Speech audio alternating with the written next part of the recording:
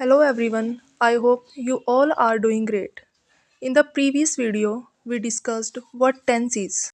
And as I promised, today we will learn present tense in detail with examples and easy tricks. So without any delay, let's begin our video. So first of all, we have this question. What is present tense? The present tense is used to talk about actions that are happening now, repeated regularly, and facts that never change. Okay ये tense हमें उन actions के बारे में बताता है जो आपके बोलने के टाइम पे हो रहे होते हैं, ठीक है, और रिपीट होते हैं जो एक्शंस रोज, ठीक है, और कह सकते हो आप फैक्ट्स के बारे में बताता है जो सच होते हैं, जो सब मानते हैं, ठीक है। ये हमारे पास इस टेंस के टाइप्स हैं। 4 टाइप्स हैं। Simple present tense, present continuous tense, present perfect tense और लास्ट है प्रेजेंट परफेक्ट कंटिन्यूअस टेंस। अब हम इनको एक एक करके एग्जांपल्स के साथ पढ़ेंगे ताकि आपको अच्छे से क्लियर हो जाए, ठीक है। तो सबसे पहले हमारे पास सिंपल प्रेजेंट टेंस है। इसका यूज़ हम रूटीन और हैबिचुअल एक्शन के लिए करते हैं और यूनिवर्सल ट्रूथ और फैक्ट्स बताने के लिए करते हैं, ठीक है। रूटीन का भी आपको पता है जो काम आप रूटीन में करते हो, हैबिचुअल एक्शन का भी पता है जो आपके हैबिट से रिलेटेड हैं, यूनिवर्सल ट्रूथ हो गया जिसको सब मानते हैं, ठीक है, जो सच है वही रहेगा सच सबके लिए हमेशा के लिए, और जो फैक्ट हैं वो भी सच है, ठीक है, लेकिन वो प्रेजेंट में है, वो इन फ्यूचर चेंज हो सकता है, ठीक है। एक दो एग्जांपल देख लेते हैं इनका। जैसे the earth revolves around the sun, universal truth है, वी कैंट चेंज दिस, है ना। जो पृथ्वी है वो सन के चारों ओर घूम रही है, ठीक है, हम इसको चेंज नहीं कर सकते, ये यूनिवर्सल ट्रूथ है, ठीक है। और फैक्ट का एग्जांपल हो गया जैसे Delhi is the capital of India, ठीक है, ये चेंज भी हो सकती है इन फ्यूचर, लेकिन प्रेजेंट में तो यही है, ठीक है। अब ये स्ट्रक्चर है हमारे पास जिसमें क्या है, सब्जेक्ट प्लस V1 जिसे हम बेस फॉर्म भी कहते हैं, इसके साथ एस या ES, और लास्ट में क्या है, ऑब्जेक्ट, ठीक है। ये सब्जेक्ट वर्ब ऑब्जेक्ट कहाँ एस या ES लगेगा, कहाँ बेस फॉर्म आएगी, ये सारा मैंने पिछली वीडियोस में क्लियर किया है। अगर इसमें रिपीट करूँगी तो ज़्यादा लंबी वीडियो हो जाएगी, ठीक है। फिर भी ये चीज़ मैं आपको दोबारा बता देती हूँ। जैसे अगर हमारे पास सब्जेक्ट आई, वी, दे या प्लूरल नाउन है, ठीक है, तो इसके साथ एस या ES लगाने की ज़रूरत नहीं है।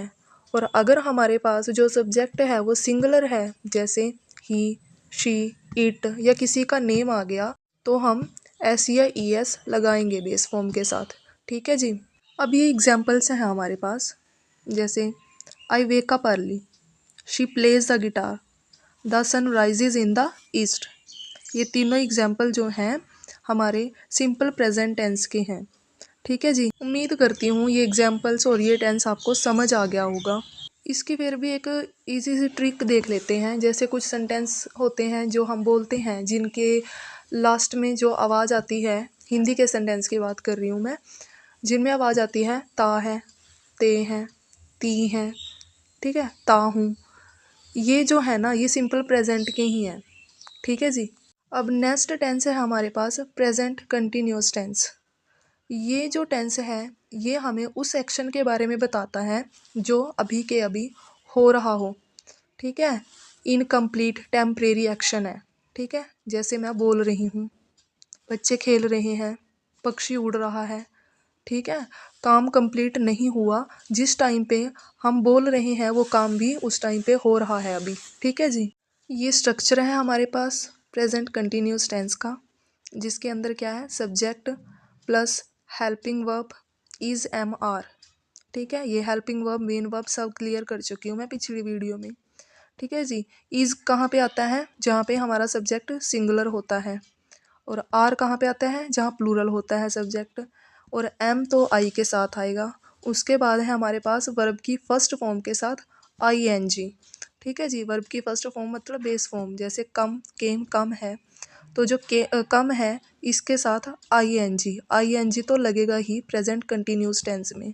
इसके बाद आएगा ऑब्जेक्ट, ठीक है। वर्ब क्या है, ऑब्जेक्ट ले भी सकती है और नहीं भी, ठीक है। ये भी मैंने क्लियर किया है पिछली वीडियोस में, कौन सी वर्ब ऑब्जेक्ट लेती हैं और कौन सी नहीं लेती, किस कब लेती हैं कब नहीं लेती, ठीक है, वो भी मैंने बताया है। जैसे एग्जांपल यही ले लेती हूँ मैं, आई एम स्पीकिंग। अब यहाँ पे ऑब्जेक्ट नहीं है स्पीक वर्ब का, मैं बोल रही हूँ लेकिन क्या बोल रही हूँ वो नहीं बताया। लेकिन अगर मैं आपके तरफ से एग्जांपल लूँ, you are watching the video, आप वीडियो देख रहे हो। ठीक है, जो देखना है वॉच है, इस वर्ब का ऑब्जेक्ट आ गया है। आप क्या देख रहे हो? वीडियो देख रहे हो। ठीक है जी। अब यहाँ पे ये कुछ एग्जाम्पल्स हैं, जैसे I am teaching English, they are playing cricket, she is cooking food.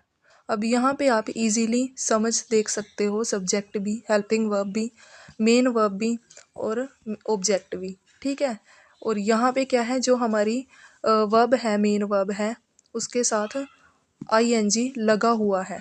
ठीक है जी। अब नेक्स्ट टेंस है हमारे पास प्रेजेंट परफेक्ट टेंस। ये जो टेंस है ये हमें उस एक्शन के बारे में बताता है जो अभी अभी कंप्लीट हुआ हो।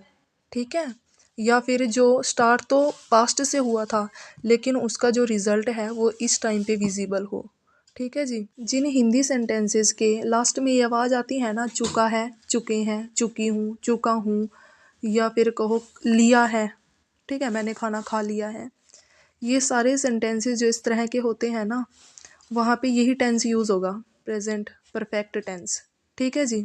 अब इसका स्ट्रक्चर ये रहा, subject plus has have plus V3 यानी वर्ब की थर्ड फॉर्म प्लस ऑब्जेक्ट। ठीक है जी। ये जो हैज़ हैव है ये हमारी हेल्पिंग वर्ब है और इनके साथ तो आप आंख बंद करके वर्ब की थर्ड फॉर्म ही लगाओगे। ठीक है, और इनको हैज़ हैव को लगाना कैसे है, अगर तो हमारा सब्जेक्ट प्लूरल है, जैसे दे, वी, ठीक है, प्लूरल नाउन हो गया कोई भी, और आई, इनके साथ तो हैव आएगा। और अगर सिंगुलर सब्जेक्ट है, जैसे ही, शी, इट या किसी का नेम, तब आएगा हैज़। ठीक है जी। यहाँ पे देखने वाली चीज़ ये है, नोट करने वाली, कि जो आई है वैसे तो ये सिंगुलर होता है लेकिन फिर हम इसके साथ हैव लगा रहे हैं। देखिए ये ऐसे ही है, ये आई वैसे तो सिंगुलर है लेकिन जब हम इसको ऐसे रूल में देखते हैं तो ये प्लूरल के साथ ही काउंट होता है। जो प्लूरल के साथ लगता है वही इसके साथ लग जाता है। ठीक है जी, इसको तो पहले ही प्लूरल वालों के साथ ही लिख लिया करो। एग्जाम्पल्स देख लेते हैं, जैसे I have finished my homework, मैंने अपना होमवर्क कंप्लीट कर लिया है, ख़त्म कर लिया है। She has cook the food, उसने खाना बना लिया है। They have gone to school, वो स्कूल जा चुके हैं या चले गए हैं। ठीक है जी। इनमें इजीली देख सकते हो सब्जेक्ट कैसे है, हेल्पिंग वर्ब हैज़ हैव कैसे लगी हुई है, वर्ब की थर्ड फॉर्म लगी हुई है और ऑब्जेक्ट है। लास्ट टेंस जो हमारे पास है वो है प्रेजेंट परफेक्ट कंटिन्यूअस टेंस। ये क्या है, ये हमें उस एक्शन के बारे में बताता है जो स्टार्ट तो पास्ट से हुआ था लेकिन अभी भी कंटिन्यू है, अभी ख़त्म नहीं हुआ है। ये परफेक्ट और कंटिन्यूअस दोनों से मिलके बना हुआ है। ठीक है जी। तो इसका स्ट्रक्चर भी ऐसा ही रहेगा।